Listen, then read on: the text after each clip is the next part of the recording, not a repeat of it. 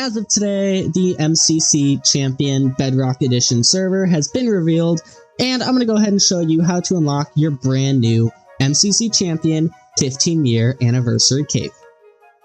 So in order to actually unlock the new cape for Minecraft's 15-year anniversary, you have to actually go ahead and play on the Minecraft Bedrock Edition limited time server, which is just full of a bunch of different mini games and whatnot that you can play, and you have to complete all 15 challenges. Now, each of these challenges will give you a mini reward when you complete it, and if you do all 15, you will get the cape as your reward. Now, some of these you have to buy certain cosmetics on the server with the currency you can earn in the server, and then you can do that challenge, while others are just survive until this stage in the game or just play a round of this game. Now, in order to get the coins, you have to actually play games, or you can find them just dotted around the map, but it's easier just to play the games. So for the ones where you have to actually purchase a hat or something to do it, I'd recommend doing those last. So why don't we go ahead and play a quick round of those first 4 minigames. So the first one we're playing is Ace Race, and it's pretty quick and easy to do. You just gotta run around the track until you get to the very end where you get to the finish line. It's pretty simple. Now, the fastest I've been able to actually do this is 1 minute and 21 seconds, and you end up doing pretty good, but it's probably about 2 minutes average if you just normally be running it. Then after this, we can go ahead and play the Sand Desert, or Desert Temple, whatever you want to call it, Sand Trials. And the Sand Trials is also pretty easy. You just go ahead and you run around the place. The game starts with 2 minutes on the clock, and you just run around, defeat mobs. You can collect extra sands to stay alive longer and keep the timer running, or you can just let it all run out and the game ends. However, the only way to actually complete the game is if you exit through the nether portal that is at the spawn point where you begin the game. If you don't actually leave through that portal, the game is not considered complete. It's considered you failed the game. Essentially, it treats it the same way as if you die while inside of the temple, so you definitely want to actually go ahead and exit through the portal and truly complete the game. After this, we're on to the Meltdown game. Now, the Meltdown game, again, pretty simple, not too much to it. The way this game works is you spawn in with a team of 4 or 5 people, and there's a whole bunch of different mobs that will spawn, and the goal is to shoot them with your bow and arrow, which freezes them, and then you have to punch them before they melt, and by punching them when they're frozen, they will die. Now, there's a total of 7 rooms you just run through, and each room gets harder and harder and harder as you go along, and if you complete them all, good for you. Not much more to it. And this game, there's no you have to make it to the very end to count it as completed. You just go until you die, and when you die, game is completed, and you get points for completing the game. Grid Runners, I don't know if any of you remember, but for the 10-year anniversary, back around that time, this game was introduced. Mojang had a little map or minigame for it. It was a lot of fun. This is a more, I don't know how you want to put it, but advanced version of, I guess. An advanced version of it with technical features and whatnot. Essentially, you just gotta run through. The first stage is fighting a bunch of mobs until the timer runs out. Then you have to paint some stuff, and then you have to bake a cake. And then after that, you just run to the finish line. And when you get to the finish line, the game is considered over. So yeah, the first 4, pretty simple, just gotta go ahead and play the game.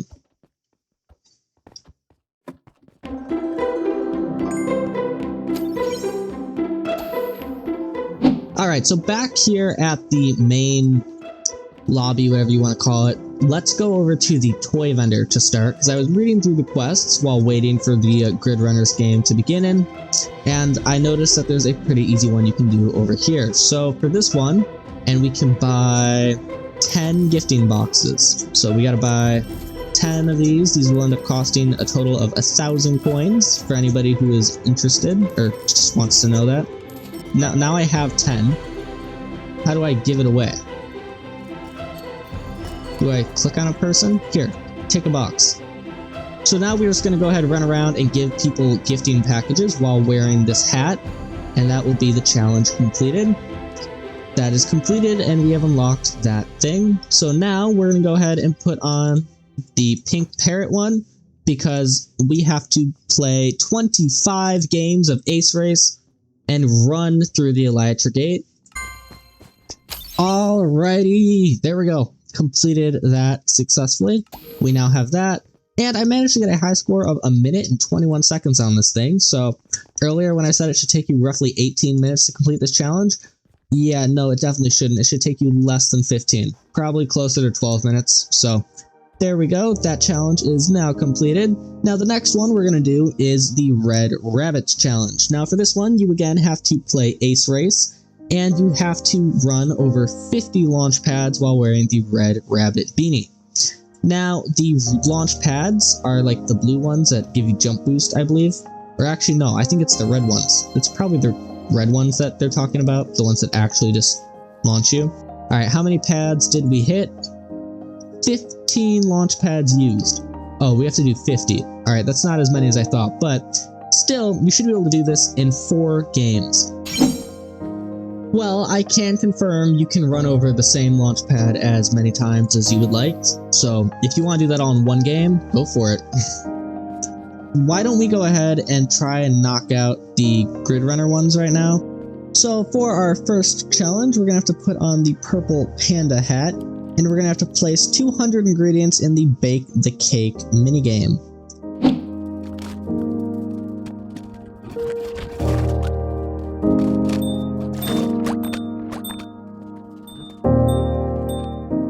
Alrighty, so Purple Panda is completed. By the way, this one is incredibly easy. If you just get a bunch of buckets of milk and fill them, that is like the easiest way to go. Farm that and the sugar. I was able to get over 130 items in 1 round. Very easy. Now we got to go ahead and do our Green Gecko Challenge. And this one is just painting 200 blocks. And unfortunately, I don't think there's going to be any easy way to cheat this one. You're just going to have to play enough games until you paint it all, so just be real quick when you're painting and hopefully just get as many as you can.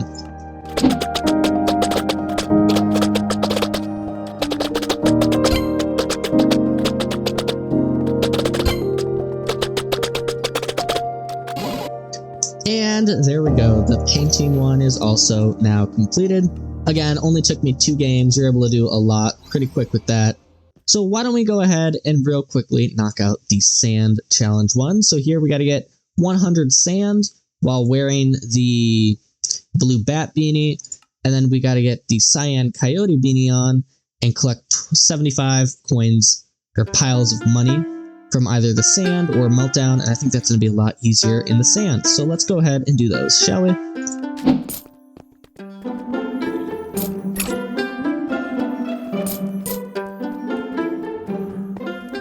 Alright, now I just want to get one thing straight. I'm not 100% sure if I truly got the highest possible score in here, but I just opened every single chest. I collected all the coins that I possibly could find. I spent over 11 minutes inside of there, opened 9 chests. I even managed to open the netherite chest and everything. I am very confident that I just opened every single possible chest. And what's funny is I still didn't even manage to get enough sand to complete the challenge. I still need 5 more, but I'm very confident that's like the highest possible score that you can get. If I'm wrong, go ahead and show me. Alright? Show me your scores. Tell me your scores, but I don't think that you can do much better than that. I had like 9 seconds left on the clock, so I probably could have gone a little over 11:20 in terms of time, but like I really don't think you can do much better than that. I'm sure if you killed more mobs along the way, you could get like roughly just a higher score, but I'm pretty confident in saying that I got like the highest possible thing, alright? Or one of the top scores possible, okay? I think I did really good there. Anyway, we have just gone ahead and completed that challenge. There are 3 more for us to go ahead and do. We have to do the 350 kills in Meltdown. We have to find the Lost Pearl with the Aqua Axolotl beanie, and then we get to do the Mystery Cave challenges, which again, saving those for last. So why don't we go ahead and play some Meltdown, eh?